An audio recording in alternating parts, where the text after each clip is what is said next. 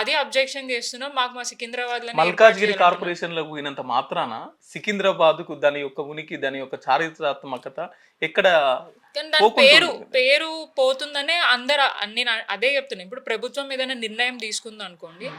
ప్రజలకు చెప్పే బాధ్యత ప్రభుత్వంకి ఉంది గదా! అవును. మరి మేమందరం ఇంత కన్‌ఫ్యూజ్ అవుతున్నాం. హ్మ్. మా మా సికింద్రాబాద్ అనేది కనిపియకుండా పోతదేమో, ఆ పేరు కనిపియకుండా పోతదేమో. హ్మ్. ఇవన్నీ జిల్లాల్లాగా ఉండే. అవేమి ఏమంటారు కార్పొరేషన్‌గా లేకుండే. ఇప్పుడు జిల్లాలన్నీ తీసుకొనొచ్చి కార్పొరేషన్‌గా అవును. చేస్తున్నప్పటికి, ఉన్నదాన్ని పాతదాన్ని కంటిన్యూ చేయొచ్చు గదా! కొత్త సెపరేట్‌గా ఏమైనా తీసుకోవచ్చు గదా! అనేది మా అభిప్రాయం.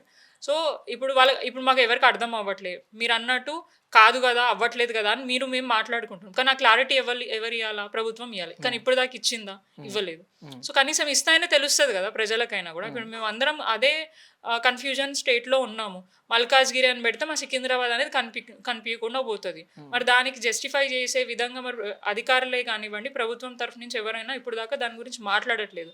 మాట్లాడండి. మీడియా ముఖంగా పెట్టుకోండి. లేదంటే మమ్మల్ని పిలుచుకోండి. లేదంటే ఎవరైతే అబ్జెక్షన్ చేస్తున్న మెయిన్ పర్సన్స్‌ని పిలుచుకొని ఇట్లా గాదు, ఇట్లా అని చెప్పండి. కనీసం మేమైనా ప్రజలకు చెప్పే పరిస్థితి వస్తది. ఇప్పుడు వాళ్ళు ఏదైతే క్వెషన్ మార్క్‌లో ఉన్నారో మేము గూడా అదే క్వెషన్ మార్క్‌లో ఉన్నాం. హ్మ్. అందుకనే ప్రభుత్వాన్ని ప్రశ్నిస్తున్నాం. ప్రభుత్వాన్ని రిక్వెస్ట్ చేస్తున్నాం. డిమాండ్ చేస్తున్నాం. మా డిమాండ్స్‌ని కన్సిడర్ చేయండి అని జెప్పేసి.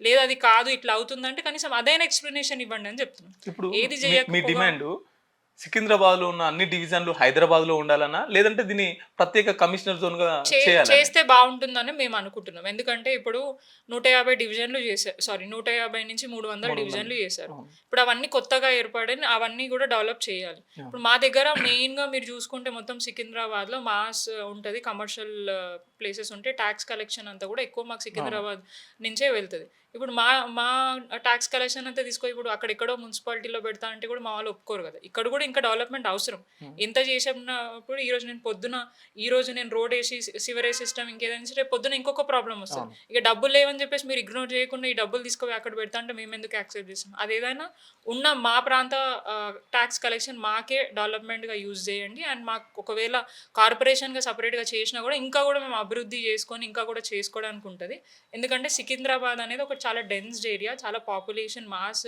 మిక్స్డ్ పాపులేషన్ ఉండే ఏరియా. సో, దాన్ని ఇప్పుడు ఎన్నో ఇయర్స్ నుంచి ఉన్నాం. అంచెలంచెలుగా ఒక స్టేజ్‌కొచ్చినాం. అప్పట్లో అసలు ఇల్లులే లేకపోతుండే. చిన్న చిన్న గుడిసెల ఇల్లులు ఉంటుండే. ఇప్పుడు ఒక మిడిల్ అంటే చిన్న ఇల్లులు కట్టుకునే స్టేజ్ నుంచి 2 ఫ్లోర్స్, 3 ఫ్లోర్స్‌కి అది కూడా చిన్న అంత మీరు హైఫై రేంజ్ ఎక్స్‌పెక్ట్ చేసినంత కూడా ఉండదు సికింద్రాబాద్ ఈ ఏరియా. సో, ఇంత డెవలప్ చేసుకుంటా వస్తుండే మళ్ళీ ఈ డెవలప్‌మెంట్‌ని కూడా ఎక్కడ ఆగిపోతదేమో అన్న భయంతోటి మాకొక సెపరేట్ కార్పొరేషన్ ఏర్పాటైతే మా దగ్గర మా నిధులు ఇక్కడే ఉంటాయి. మా డెవలప్‌మెంట్ ఇక్కడే జరుగుతదనేది అదొక ఒపీనియన్ గూడా మాకుంది. సో, ఒక సెపరేట్ కార్పొరేషన్ ఏర్పాటు చేయండని గూడా మేము డిమాండ్ చేస్తున్నాం. మీకు వార్తలు రాయడం, విశ్లేషణ చేయడం వచ్చా? అన్యాయాన్ని ప్రశ్నించడం తెలుసా?